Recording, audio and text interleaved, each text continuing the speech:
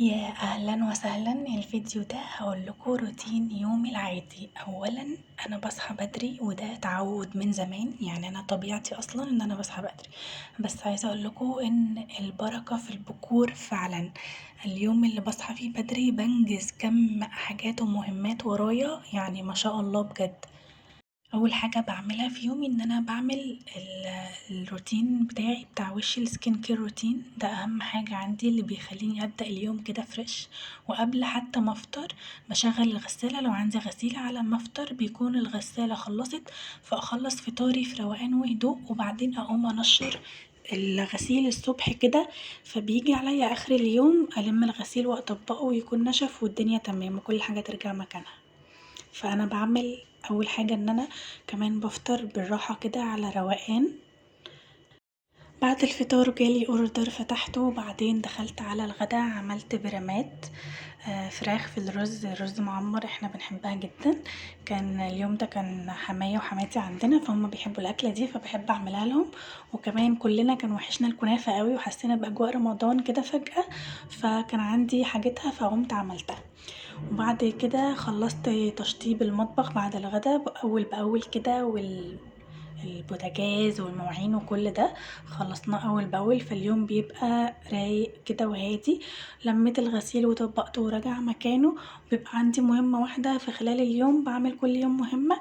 المهمة بتاعت النهاردة كانت ان انا بخزن كرنبيت، احنا بنحب الكرنبيت جدا جدا، فبجيبه اقطعه كده صغير واسلقه نص سلقة بسيطة، وبعدين اقسمه على وجبات. بينفعني جدا بعد كده ان انا اطلعه اتبله واحطه في النار على طول جنب بقى اي اكل. خلصت بقى المطبخ زي ما قلتلكوا كله، يعني تنظيفة كده. البوتاجاز لازم كل يوم بيتعمل علشان يفضل معاكي نضيف وتحافظي عليه. عايزه اقول لكم المنتج ده رهيب، اسمه فيما، اتكلمت عنه قبل كده. رخيص جدا، كان 18 جنيه تقريبا.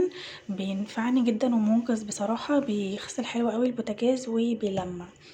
بعد ما خلصت اللي ورايا بقى لازم بعد اي روتين بعمله ان انا يبقى ليا روتين خاص، يعني لازم يبقى ليكي وقت لنفسك خلال اليوم، ده اهم حاجة. ده اللي بيديكي طاقة ان انت تكملي بقية اليوم، وان انت تكملي باقي الايام كزوجة او كأم او بتشتغلي او هكذا. لازم يبقى عندك وقت خاص، ما تبقيش يعني مضغوطة في شغلك في روتينك مع اولادك مع زوجك مع بيتك وناسية نفسك. لأ، انت عشان تقدري تعملي اصلا اي حاجة وراكي لازم تشوفي نفسك وتهتمي بنفسك وببشرتك وبصحتك وبأكلك وبشكلك وكل حاجة. وقتك الخاص ده اللي بيديكي طاقة ان انت تكملي. فانا بالنسبه لي ان انا اعمل روتين وسكين كير لنفسي، روتين عميق زي ما بعمل للبيت روتين عميق بعمل لنفسي كمان روتين عميق. فانا باخد شاور كده في نهايه اليوم من الطبيخ بقى والاكل وكل ده، وبعدين ابتدي اعمل الروتين بتاعي. نصيحة كمان جربتها واعتمدتها بقالي فترة بجيب منتجات سكين كير غالية، مش غالية ان انا يعني سعر مبالغ فيه، لا ما بقتش بسترخص، يعني بجيب حاجات مضمونة وفعلا الغالي تمنه فيه. فجبت روتين كده للعناية، ممكن ابقى اكلمكم فيه عنه في فيديو تاني بالتفصيل. فكل فترة كده بقيت بحوش وبجيب لنفسي حاجة أنا بحبها، وأنا مش يعني أكتر حاجة بحبها هي حاجات السكين كير والأكسسوارز والحاجات دي. فهنا أنا عملت لنفسي الأول غسول للوش، وبعدين ده بعد الشاور، وعملت سكراب لوشي، وبعدين بحط الشيت ماسك ده يرطب، وبعدين احط الليبستيك بقى او الليب جلاس، وبرفاناتك بقى في البيت وترطيبك ودلعك كده.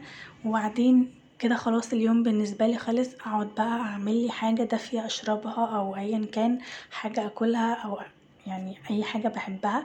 امسك بقى موبايلي ابص للسقف اتفرج على فيلم. يعني بحب اخد وقت كده لنفسي، يكون وقت خاص بيا انا. الموضوع ده بيفرق جدا في نفسيتي، بيديني طاقة ان انا اكمل بقية اليوم، بيديني طاقة ان انا اسمع زن بنتي واشوف طلبات بيتي واشوف ده عايز ايه ودي عايزة ايه وكده. لو عجبكم الفيديو هستنى رأيكم، ما تنسوش تشتركوا في القناة واعملوا لايك.